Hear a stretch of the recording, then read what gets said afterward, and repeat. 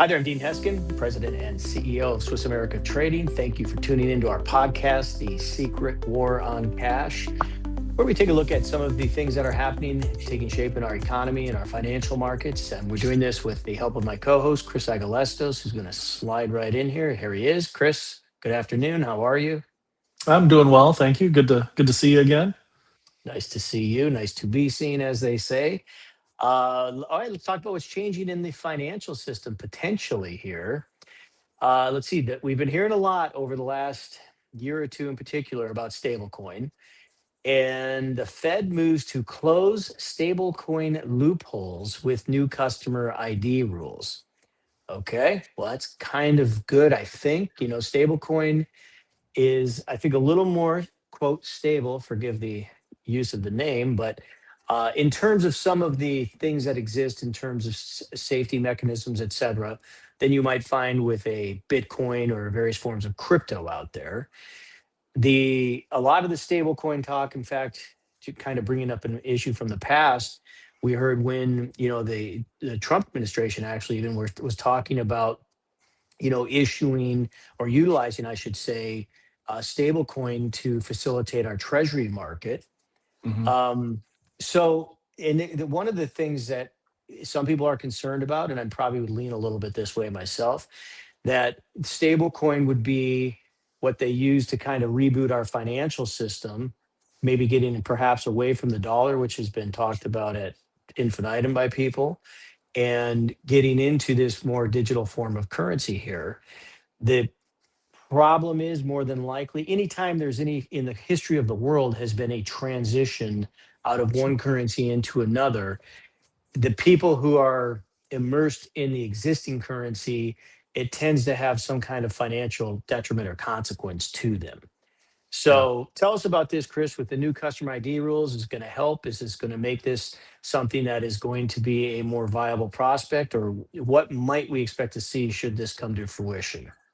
Well, I think it will make it so that cryptos and whatnot can become more mainstream. Meaning more companies might be willing to accept them. However, I think one of the big uh, potential downsides here is just the loss of privacy. One of the big benefits that a lot of people see with crypto, and in turn with stablecoin, was privacy. And I know that can be a bad thing when you have bad people, right, hiding money and money laundering and doing bad things and wanting to remain anonymous.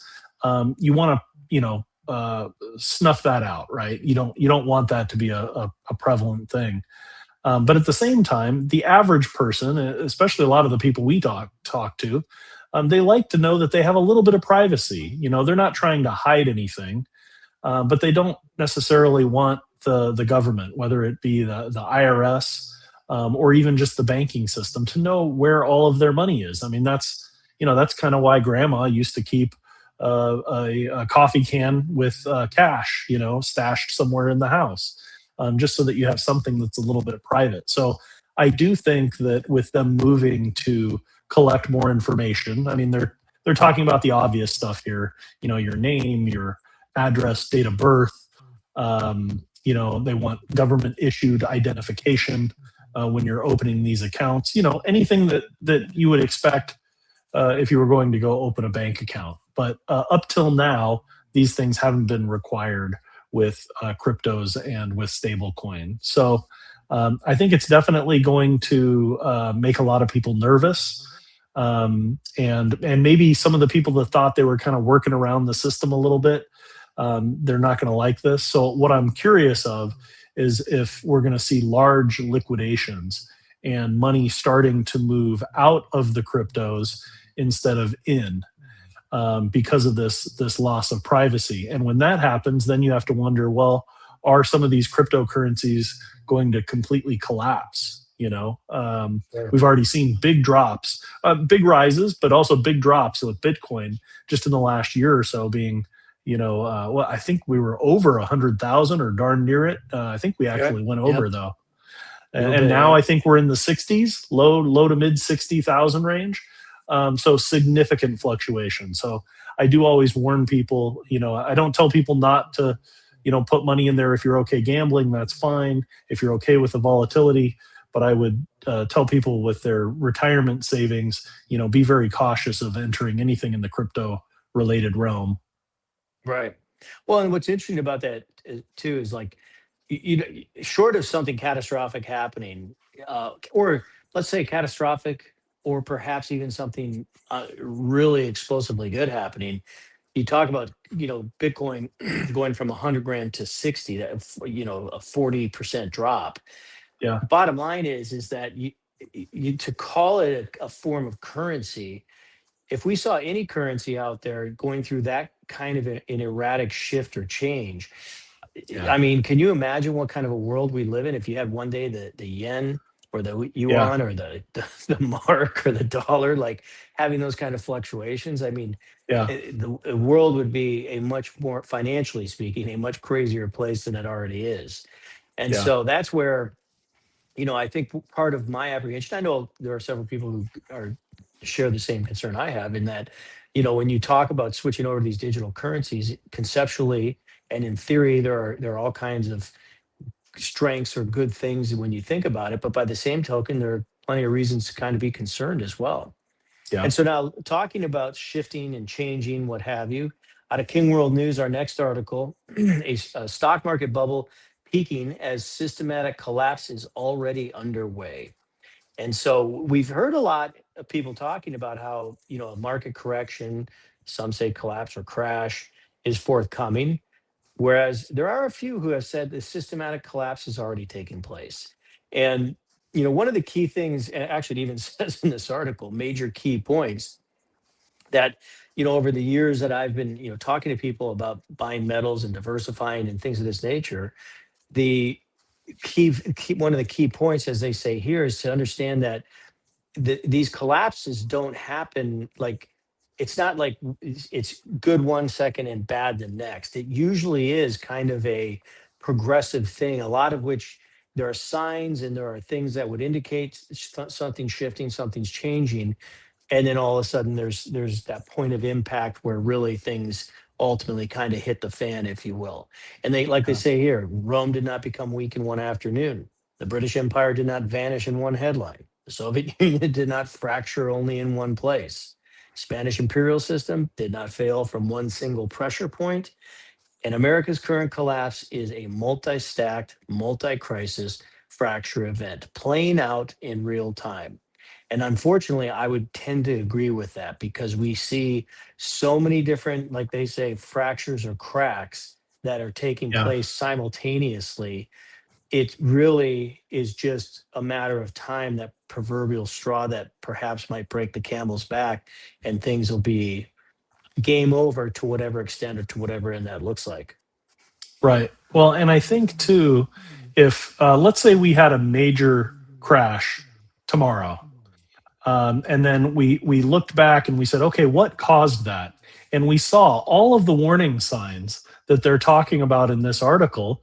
You would say to yourself, well, of course, how did we not see this crash coming?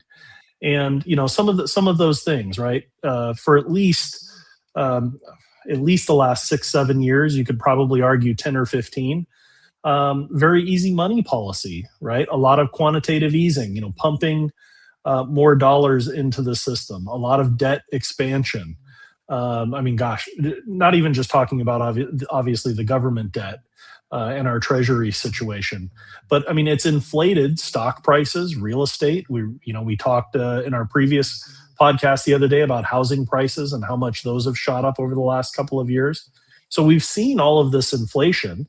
And then on top of that, we're seeing low stock market dividend yields. People are paying historically high prices for stocks based on potential future earnings.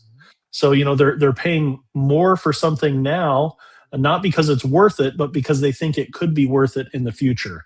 And those are warning signs that you're in a bubble. And I hate to pick on SpaceX, but that's the most recent big IPO that people have been talking about. Even at the opening, the pre-market price, I think it was around $135. I think it opened at 150 a share. Even at the opening levels, people were saying this was way overvalued.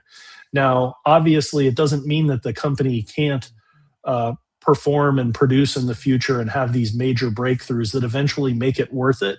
But right now, people are taking their money and paying more for a stock than they should, just because they're excited about the potential growth that it has. I mean, that's one of the major warning signs that you're in a bubble. And anytime you're in a bubble, you don't know, is it going to pop tomorrow or is it going to pop in 3 years? But we certainly have an abundance of exuberance from investor dollars, even though we have all these warning signs that say the market isn't healthy. Right. Right. And it is. It's everything seems to be kind of a complicated or kind of mixed signal out there because we're seeing the behavior out of like our stock market and the performance there and hitting all new highs, et cetera. But then you look at the reality of our financial system companies and our economy out there, and they're telling a different story.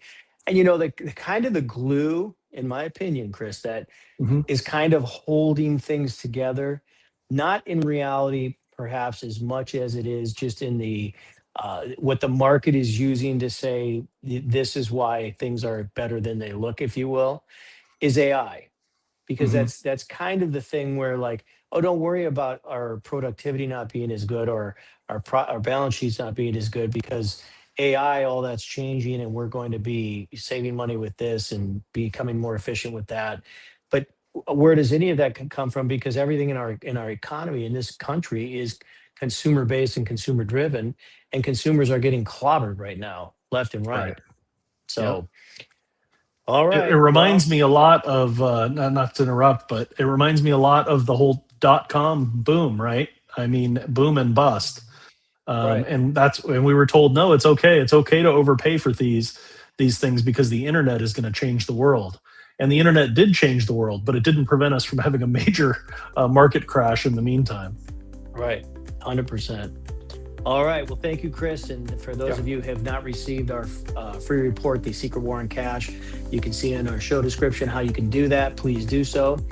Thanks for tuning in. If you're not subscribed, please do that as well. Look forward to talking to you again in the future. Have a great rest of your day. Yeah. Take care.